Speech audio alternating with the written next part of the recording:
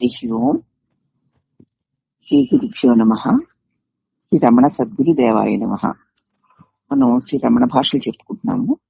దానిలో 1937 ఏప్రిల్ 11వ తారీఖు ఇది 395వ ప్రశ్న.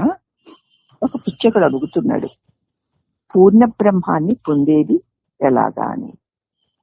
పూర్ణమైన పరబ్రహ్మాన్ని పొందేది ఎలాగా? గృహస్థుడి ఉపయుక్తమైన విధానం ఏదైనా ఉందా? పరిపూర్ణ బ్రహ్మాన్ని శాశ్వత సత్యాన్ని పొందడానికి గృహస్థుడికి ఉపయోగపడే ఉత్తమ విధానం ఏదైనా ఉందా అని అడిగాడు ఆయన. అప్పుడు భగవాన్ అన్నారు, పూర్ణమని అననే అన్నావు కదా, పూర్ణము అన్నావు కదూ, పూర్ణానికి నువ్వు వేరా? పూర్ణము అంటే అంతను, ఆ అంతాలో నువ్వు లేవా అని అడుగుతున్నారు భగవాన్. అలా వేరైతే అది పూర్ణం కాదు కదా. ఆ పూర్ణమైంది వేరు, నువ్వు వేరు అయిపోతావు కదా. అంచేత వేరు కాకపోతే ఇంకా ప్రశ్న ఎందుకు? ఇంకా నువ్వు కూడా ఆ పూర్ణంలో కలిసే ఉన్నావు అన్నప్పుడు ప్రశ్న లేదు. కానీ ఆ పరిపూర్ణమైన దానికి నువ్వు వేరుగా ఉన్నావా అంటే అది పరిపూర్ణం కాదు.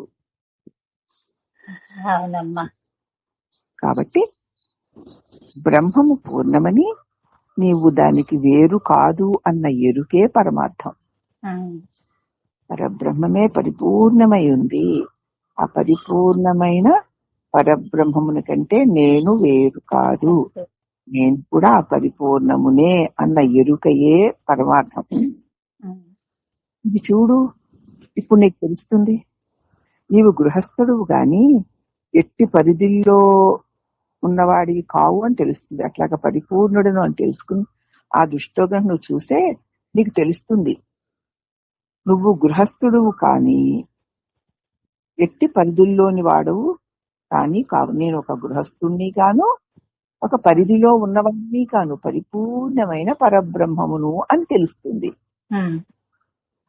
ఆ దృష్టితో చూస్తే, ఏ దృష్టితో చూస్తే పరిపూర్ణమన్న పరబ్రహ్మము ఉంది అంటున్నావు, దాన్ని ఎలా పొందాలి అంటున్నావు. పరిపూర్ణం అంటే అంతా కదూ. ఆ అంతాలో నువ్వు ఉన్నావా, దానికంటే వేరుగా ఉన్నావా? ఒకవేళ నువ్వు వేరుగా ఉంటే అది పూర్ణం అవ్వదు కదా. అందుచేత నువ్వు దానికి వేరు కాదు అన్న ఎరుకయే పరమార్థము. ఇట్టి పరమార్థ దృష్టితో చూడు, అప్పుడు నీకు తెలిసిపోతుంది నీవు గృహస్థుడు గాని ఎట్టి పరిధులు లేనివాడివి కావు అని. అంతా నేనే ఉన్నాను అన్నది నీకు తెలుస్తుంది. గృహస్థుడు అంటే ఒక పరిధి, దానిలో ఉన్నటువంటి ఒకడివి అంటే ఒక దేహం నేను అనుకుంటే ఒక పరిధి.